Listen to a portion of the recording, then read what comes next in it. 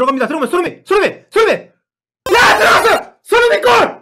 와, 이거 약간 행운의 골인데, 행운의 골? 야, 이거 손흥민 골로 인정이 되겠죠, 이거는? 이게 자책골인가? 야, 이거 라이언맨에 맞고 지금 굴절이 됐는데, 야, 이거 약간 럭키인데? 축구에 관한 많은 얘기를 몰리TV 구독하시면 들으실 수 있습니다. 몰리TV 많은 구독 바랍니다. 토트넘이 손흥민의 선제골 유도로 기선을 제압하더니 케인의 두 골을 묶어서 3대0 대승을 했습니다. 만만치 않은 상대죠. 레스터시티를 맞이해서 완승을 했어요. 안녕하십니까, 몰리TV 전용입니다. 언제나처럼 구독 버튼 감사드려요. 로저스를 상대로 무패 행진을 이어가던 무리뉴 감독의 기세는 여전했습니다. 여전했던 건 이것만이 아니죠. 지난 경기와 똑같은 선발 라인업, 여전한 포메이션을 구사했습니다. 가족 추모를 위해서 프랑스에 다녀온 오리에까지도 선발에 똑같이 기용을 했고요. 자, 오늘 가장 먼저 얘기해야 할 것은 아무래도 손흥민의 선제골 취소가 되어야 될 것 같습니다. 경기 시작 5분여 만에 골이 나와서 정말 앞에 보여드린 것처럼 제가 소리를 고래고래 지르면서 정말 좋아했었는데, 이게 처음에는 분명 프리미어리그 공식 홈페이지에서도 손흥민 골로 표기가 됐었거든요. 그런데 전반 30분쯤 됐나? 그 전부터인가? 중간에 다시 손흥민 슛을 굴절시켰던 레스터 수비수 저스틴의 이 자책골로 표기가 바뀌었어요. 결정이 번복이 된 거죠. 이게 골이 되면 이제 올 시즌 리그 12호 골, 그리고 이제 그 3경기 연속골이기 때문에 굉장히 정말 파죽지세를 이어갈 수가 있는 상황이었는데, 그리고 레스터 상대로 이제 9경기 5골이라는 정말 이 레스터의 킬러다운 모습을 이어갈 수가 있는 그런 대단한 골이었거든요. 근데 이게 경기 끝날 때까지 그냥 자책골로 바뀐 채로 그냥 끝이 나버렸습니다. 너무 아쉽습니다. 이게 왜 자책골인지 솔직히 이제 의문이에요. 보통 슈팅이 수비수 맞고 굴절되는 경우에 슛한 선수 득점으로 인정되는 경우가 좀 많습니다. 근데 이게 토트넘이 재수할 만한 상황이 아닌가 개인적으로 그런데 이거 국뽕 아니야, 손뽕 아니고 정말 진짜 그렇게 생각합니다. 실제로 죄수해서 바뀌는 경우도 종종 있습니다. 이건 뒤에 좀 더 말씀을 드릴 텐데요. 그럼 대체 이런 결정, 왜 골이라고 했다가 중간에 갑자기 경기 중에 자책골로 바뀌게 됐는지 궁금하시죠? 경기 중에 벌어지는 상황들은 프리미어리그 공식 데이터 업체인 옵타에서 즉각적으로 기록을 합니다. 그러니까 이번 경우에는 옵타에서 골이 나오자마자 손흥민의 골로 이제 인지를 해가지고 처리를 한 거죠.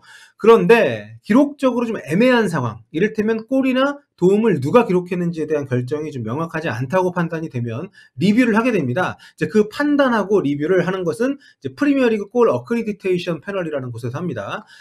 한국말로 하면 프리미어리그 골 승인위원회 정도가 되겠죠. 줄여서 제가 이제 골 패널이라고 부를게요.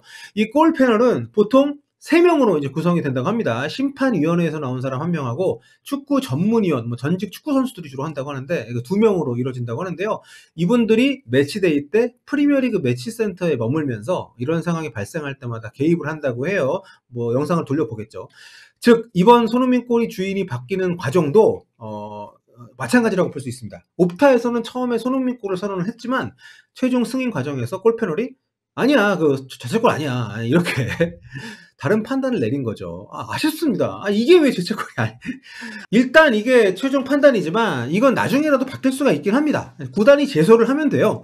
그리고 이런 경우가 실제 종종 있습니다. 작년 11월 달에도 맨유하고 이제 브라이튼 경기를 할 때 골 패널이 상대 자책골로 처리했던 득점을 경기 후에 맨유가 제소를 한 적이 있습니다.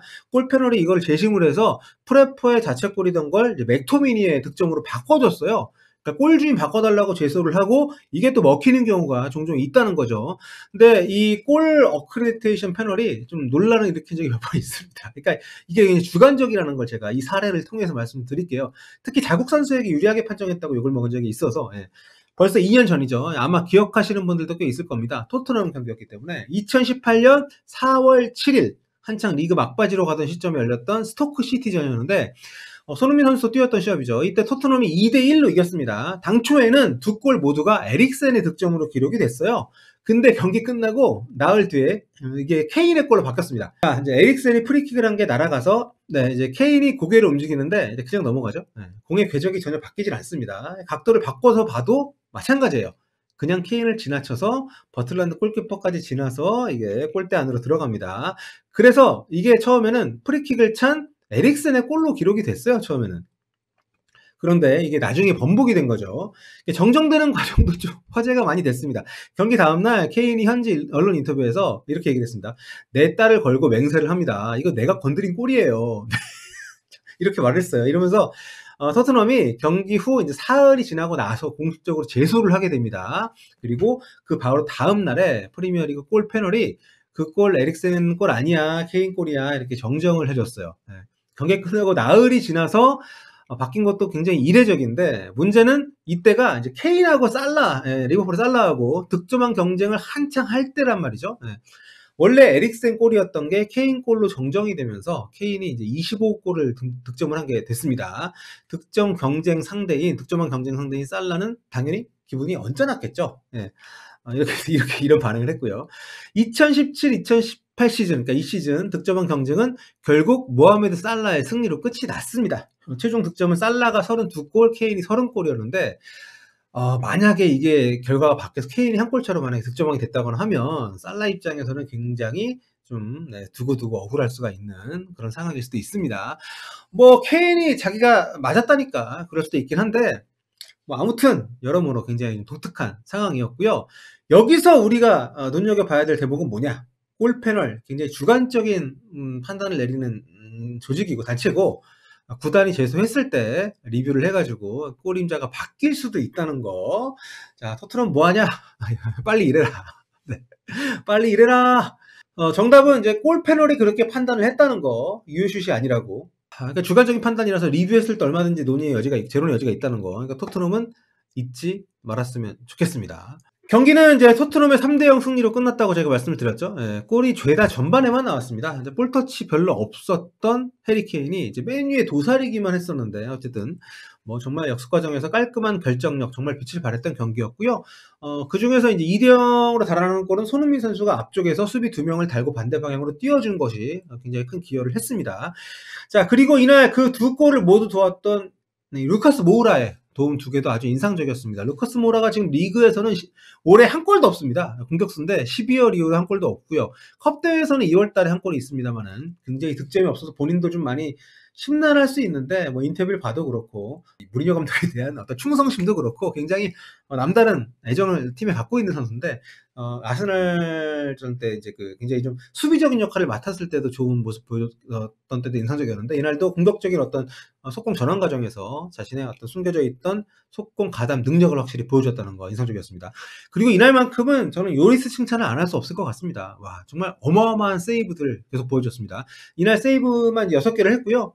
덕분에 토트넘이 상대에게 계속 밀렸습니다. 밀렸음에도 불구하고 무너지지 않고 그리고 제이미 바델이 꽁꽁 묶었던 산체스도 빼놓을 수 없네요. 산체스 제가 본 경기들 중에서 가장 잘했던 경기 중에 하나인 것 같습니다. 자, 하지만 전반전을 너무 쉽게 갔기 때문에 후반전 무리뉴 감독 어땠을까요? 네, 뭐 잠궜습니다. 왜 아니겠습니까? 손흥민 선수도 후반에 당연히 수비 가담을 많이 해줬고요. 역습 기회가 있긴 했습니다만은 뭐 무리하진 않았습니다. 무리뉴의 토트넘 결국 점유율 30대70, 슈팅수 6대18로 밀렸습니다만 3대0으로 이겼습니다. 무실점 승리. 무리뉴 축구의 색깔이 점점 더 짙어지는 토트넘입니다. 네. 손흥민은 후반 44분 제드성과 교체돼서 나왔어요. 사실상 뭐 거의 풀타임을 뛴 건데요. 다음 경기가 리그 최종전인데 딱 일주일 뒤에 열리기 때문에 체력을 회복할 여유가 좀 있을 것 같습니다. 마지막으로 순위표 보고 가겠습니다. 아직 37라운드가 다 끝나지 않았기 때문에 좀 중간 순위긴 합니다만 토트넘이 승점 3점을 추가하면서 승점 58점으로 올버햄튼 제치고 잠시 6위로 올라섰습니다. 뭐 4, 5위 그룹하고는 승점 차가 4점, 4점이기 때문에 역전은 불가능해요. 한 경기 남았으니까. 오늘 패배한 레스터시티는 62점, 챔스 티켓 가능한 4위 수성이 쉽지 않은 상황이 됐습니다. 첼시, 맨유하고 좀 경쟁하고 있는데 레스터가 마지막 경기가 맨유전입니다. 4위를 해야 다음 시즌 챔피언스리그 나갈 수 있기 때문에 정말 아주 피말리는 승부가 될 것 같습니다. 둘 중 하나는 챔피언스리그 못 나갈 수 있으니까 말이죠. 자, 최악의 본머스전을 보면서 한숨 쉬던 게 엊그제 같은데 토트넘 벌써 3연승, 5경기 연속 무패, 4승 1무 성적이 좋아지고 있습니다. 이제 갈수록 경기는 재미없어지고 있는데 뭐 이게 무리뉴 감독 축구니까요. 뭐 나머지 얘기는 다음 시간에 또 무리뉴 감독 축구, 또 손흥민과의 어떤 궁합이나 뭐 거취에 대해서는 나중에 또 얘기를 해보도록 하겠습니다. 지금까지 토트넘 레스터시티 후토크였습니다. 볼리TV 구독해 주셔서 감사드립니다. 저는 서형욱이었고요. 다음 시간에 뵙겠습니다. 여러분 안녕히 계세요.